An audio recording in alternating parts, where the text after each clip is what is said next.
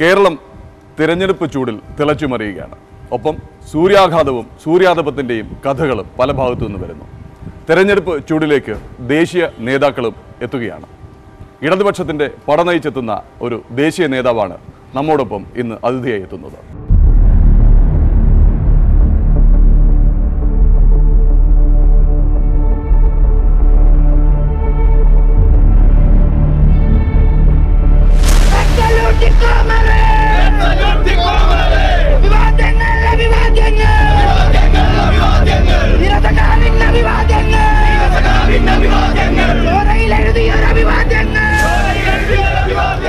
How is the heat? How are you finding the heat outside? Heat is it's very unusual for Kerala to have this sort of heat. And it's something I never anticipated. And I believe there have been heat strokes in Kerala, yes, which I've never heard of in my life before. The political heat. The political heat is heating up. It is, I think, going to surpass the physical heat soon. And which is good. It's good. Kerala elections are always very passionate, very political, very conscious. Now this probably must be the first elections in India where probably one of the issues is what we eat. Correct. Right. So very unfortunate. Very, very unfortunate that we have to come to this pass. That we also have to be monitored for what we are eating. And that is the degree of moral policing, which is actually a fascistic mindset. Why do you think is the left, especially the CPM, so flustered and worried about the arrival of Rahul, contest from Wayanad? Well, I don't think we are flustered at all. But the state leaders, even at the junior level, have come up with angry reaction. I really wouldn't be able to reason for their logic. But as far as we are concerned, it's not really no fluster. It's only a question of saying that what is the message the Congress wants to give. Rahul Gandhi and his mother Sonia Gandhi, as the UPA chairperson, has been convening meetings of 21 political parties in Delhi, opposition meetings, with the sole purpose of saying that India must be liberated from this Modi government, which everybody agrees. If that is your objective, when you have been conducting these exercises at the all India level, what is the point? What is the message you are sending by coming to Kerala, where the whole country knows and everybody knows, and also in that particular seat in Wayanad, where the main fight is all over the state is going to be between LDF and UDF. But the main fight in Wayanad is basically between the LDF and UDF. There is no BJP in the fray at all. So what is the message being conveyed? Did you put pressure on Rahul not to contest? You must have heard this question right across the state. Yeah. You see, your Kerala media is amazing. Well, I am the most firm upholder of your right to expression, freedom of expression. But I am also a severe critic of the abuse that is done of it. Now the point is, why should I advise anybody or suggest anybody to come or not? What do you think of the chances of the left? Good. It will definitely be much better. Actually, I have great faith in the maturity of the Kerala voter. Everybody was surprised in 2004 when it was crystal clear that we are going to for the ouster of Mr. Vajpayee, and that there will be an alternate government that will come. And in that alternate government, that cannot, in those times, cannot be minus the Congress. So since we are committed to supporting the alternate government, we will be supporting a government where the Congress will be involved. At that time, it was not clear who will lead the government. So I said Congress will be involved. That was known. In spite of that, the people of Kerala gave the LDF 18 out of 20. And 0 to Congress. 0 to Congress. Why? They also wanted an alternate government. People of Kerala were most conscious that secularism for them is their daily bread and butter. You can't live in Kerala unless you are supremely secular. So, despite that, why did they do that? And that is what, if you just look back and reason it, it was very clear that the maturity of the voter in Kerala was that yes, there will be an alternate government, Congress will be involved. But if that alternate government has to deliver something good for the people, the stronger left pressure in the parliament, the better would be the result. And they were right. സാമ്പാറും കാപ്പിയും തണുക്കുകയാണ്. അദ്ദേഹത്തെ സമാധാനമായി പ്രാതൽ കഴിക്കാൻ തൽക്കാലം വിടുന്നു.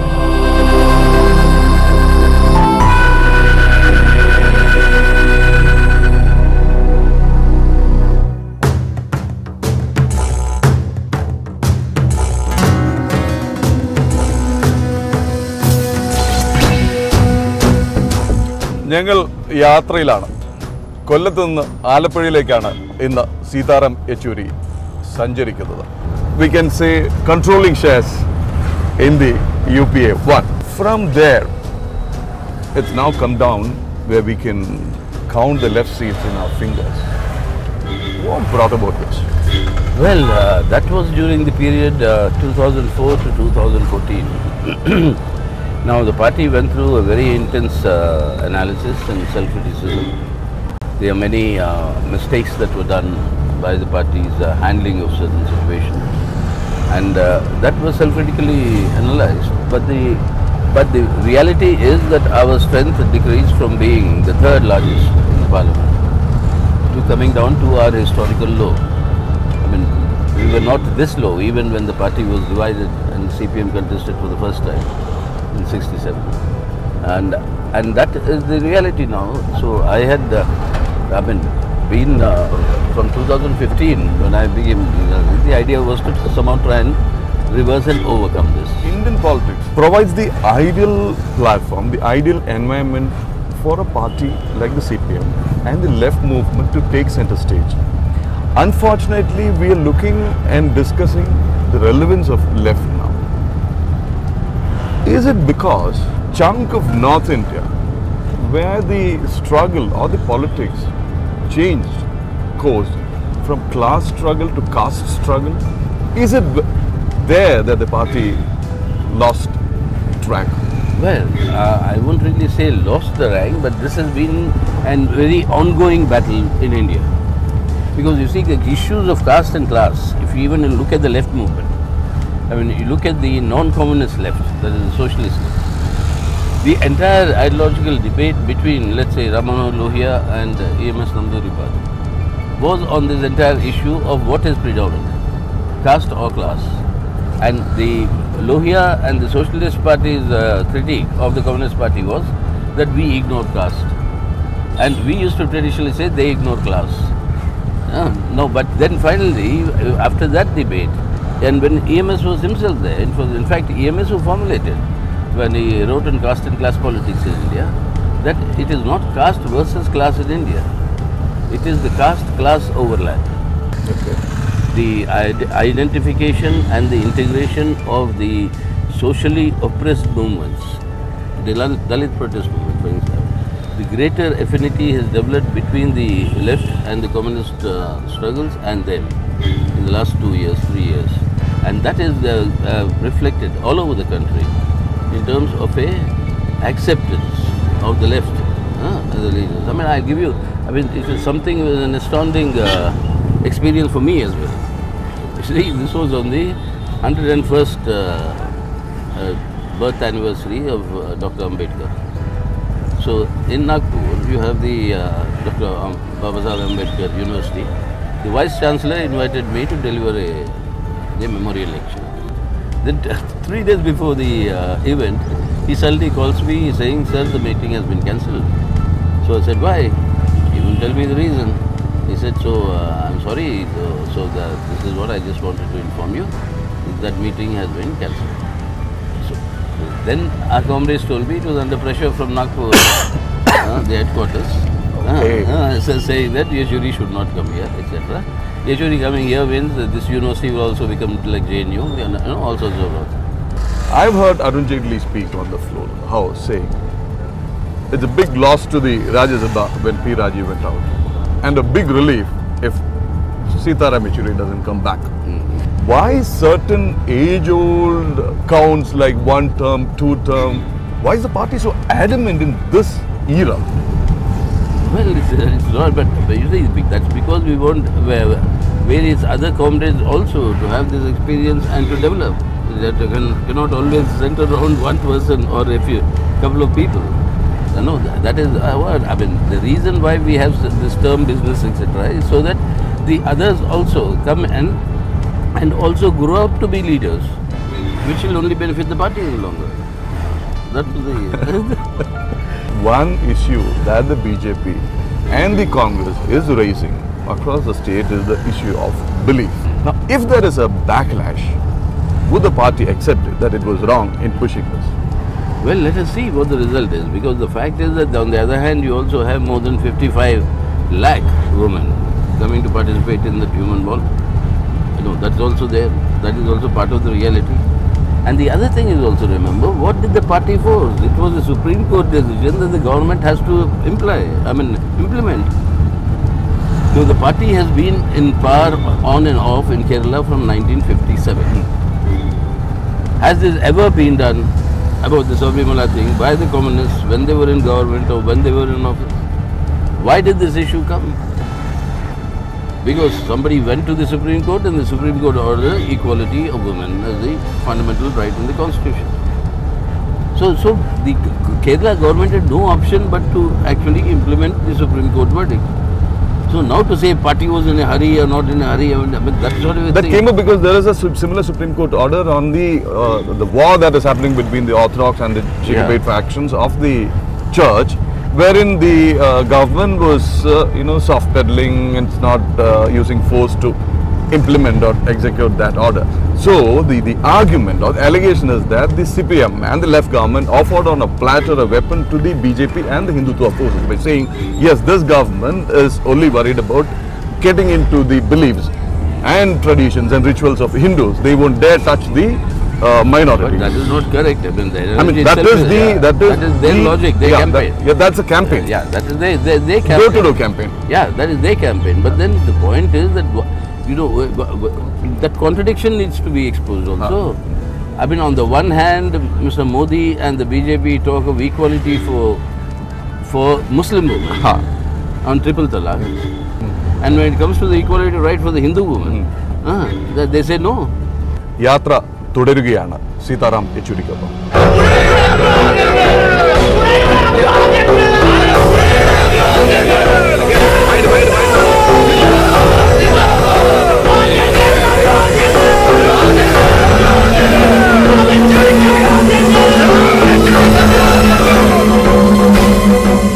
This government's policy has made the life miserable of the entire middle class, cutting across all sections. Only the small, minuscule rich, the super rich, have gained under Modi. What we were used to criticize in the Congress at that time for their economic policies, Modi has carried them forward with greater aggressiveness. Manmohan Singh left office when 49% of India's GDP was in the hands of just 1% of the people. We criticized the Congress policies then, we continue to criticize them. But what did Modi do? From 49, it has now increased to 73% of our country's GDP and wealth is in the hands of 1% of India's population. That is the divide that Modi has brought the two Indias. The shining India for the people who loot the country and the suffering India for people who build the country.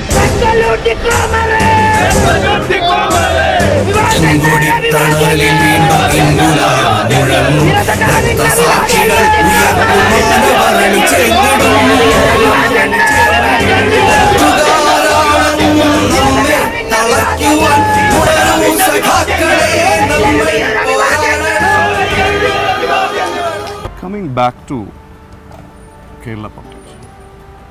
Now, will this be a referendum of the state administration now? Well, I don't think it will be a referendum because the Kerala electorate is very clear. They have always given a preferences in terms of what is the national priority and what are the priorities for the state. So state elections, their voting pattern is very, very different from the national elections.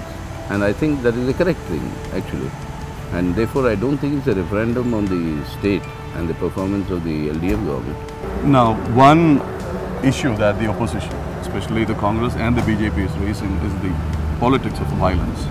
You see, first of all, please understand the CPM is completely opposed to the cult of violence and terror in politics. And we always stand opposed to it. And but the point is that who is the one that's starting this cycle? And once the cycle begins, unfortunately, it's no longer political decisions. It has its own dynamics, its own laws. And sometimes we call them the law of unintended consequences. But that doesn't justify. That doesn't justify. I don't accept that it justifies it. It only tells you how this phenomenon is happening. Okay. So what needs to be done? What needs to be done is a political initiative to stop it from both sides. How many prime ministerial aspirants, how many combinations, and where do we get the numbers? You see, number one, please understand, as far as my experience in politics in the last 40 odd years goes, this is nothing unusual. Before every general election, all these things will come. Last general election, you had a federal front, and you had a fourth front, and you had a third front, and you have all these fronts coming. But the point at issue is, you had all this in 2004 as well. The point at issue is, I mean, people can be ambitious, you know, that's okay. But the question is, no coalition or an arrangement is possible at the national level before election. Now the BJP's propaganda that Modi on one side and all the other parties on the other is absolute nonsense. There are 32 parties with the BJP today, which form the NDA. So they have a much larger collection of these parties. So what will happen is arrangements at the state level. And these arrangements are now happening, Tamil Nadu, Maharashtra, in Bihar, in Uttar Pradesh between SP, BSP, the Congress is out, and in Telangana, in Andhra, and in Odisha. They are only waiting who will be the one who will form the government. So that's how the shifts will happen. And this has happened in the past as well. So it's not again something unusual. So the only point it is, the final analysis is not these parties but the people who decide. A senior leader like Vijay Raghavan making a very sexist remark about the girl visiting a leader like P.K. Kunjanipati. What message will this give out to the youngsters? You see, my first point is I honestly don't know the details of all this. So I'm really unable to comment on what the nitty-gritty of that is. I only talk of the larger issue. The larger issue is, as far as the women's equalities and rights are concerned, the CPIM's position is completely non-negotiable. That it has to be equal to everybody. We had the human war, but does it all turn out to be mere symbolism? One second, let me come down. Secondly, on the question of the way the leaders behave with women, or the question of any such remarks, etc., it is in the manifesto of the LDF, which was sent to us, that there should be a code of conduct for the people to come make such comments and make such, whatever comments are made, I don't know, but whatever comments are made or any such approach that is given. So the code of conduct as far as women is concerned and as far as the marginalized section, particularly of the Dalits and tribals, most importantly, of those marginalized sections, we are very, very strict on that issue, and that is why this is there, part of the manifesto, that this code of conduct will be brought about as far as we are concerned. So I don't know the nitty-gritties of this issue. I'm only stating our overall position, and that is something the CPIM is committed to. Malayalam അറിയാമെന്ന് എനിക്കറിയാം. We heard you correcting the translator, the person who was doing the paribhasha. Yes. So how much Malayalam do you know? Fair enough, but I always find it very advantageous not to let people know that I can understand Malayalam. It's always better.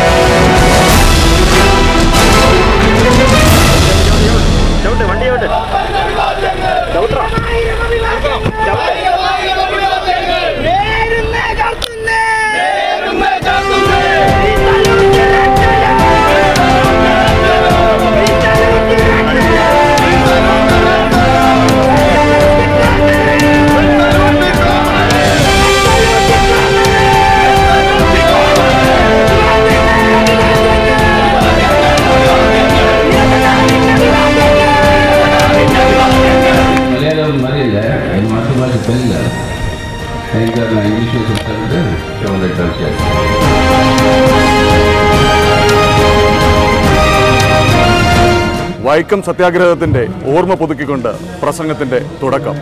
എന്തുകൊണ്ട് ഈ തെരഞ്ഞെടുപ്പ് വളരെ പ്രസക്തമാണ്, ഈ തെരഞ്ഞെടുപ്പ് എന്തുകൊണ്ട് നിർണായകമാകുന്നു എന്നുള്ള ഓർമ്മപ്പെടുത്തും. രാജ്യം മതേതര ജനാധിപത്യ റിപ്പബ്ലിക്കായി നിലനിൽക്കണമെങ്കിൽ അതിന് ഇടതുപക്ഷത്തിൻ്റെ വിജയം അനിവാര്യം എന്ന് വീണ്ടും ആവർത്തിച്ച് സീതാറാം യെച്ചൂരി പര്യടനം തുടരുകയാണ്. Our youth today are aimlessly wandering because there are no jobs. They were promised 10 crore jobs in these last 5 years by Modi. Today the unemployment is the highest in the last 48 years. Our youth is being wasted. Our middle class, the working class and the working people, the professionals, all have suffered because of demonetization and the GST, the way it is being implemented. It has ruined the livelihood of millions and millions of people in our country. ചെങ്കൊടിത്തണലിൽ വീണ്ടും ഇങ്കുലാബ് മുഴങ്ങും രക്തസാക്ഷികൾ ഉയർക്കും രാജ്യസഭയിൽ എന്തെങ്കിലുമൊക്കെ ചെയ്യാൻ കഴിഞ്ഞിട്ടുണ്ടെങ്കിൽ അത് സീതാറാമിന്റെ നേതൃത്വത്തിന്റെ ഭാഗമായി കൊണ്ടാണ്. നേതൃത്വത്തിലിരിക്കുന്നവർ അവസരങ്ങൾ നൽകുമ്പോൾ മാത്രമാണ് മറ്റുള്ളവർക്ക് ഗോളടിക്കാൻ കഴിയുകയുള്ളൂ. അതിന് ഞാൻ സീതാറാമിനോട് നന്ദി രേഖപ്പെടുത്തുന്നു.